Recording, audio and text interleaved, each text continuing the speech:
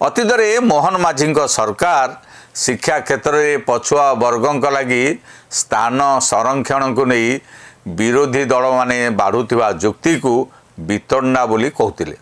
ଗତ ବିଧାନସଭା ଅଧିବେଶନରେ ବିରୋଧୀ ଦଳ ପକ୍ଷରୁ ରାଜ୍ୟରେ ଆରକ୍ଷଣ ନୀତିରେ ସଂଶୋଧନ ନେଇ ଚର୍ଚ୍ଚା କରାଯାଇଥିଲା।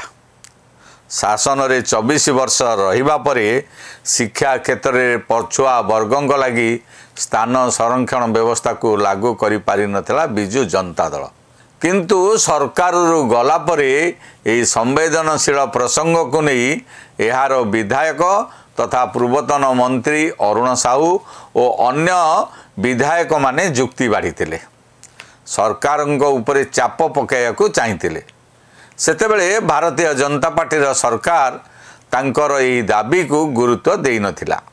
ହେଲେ ଆଜି କିନ୍ତୁ ତାଙ୍କର ଦାବିକୁ ସମ୍ପୂର୍ଣ୍ଣ ରୂପେ ଲାଗୁ କରିଛନ୍ତି।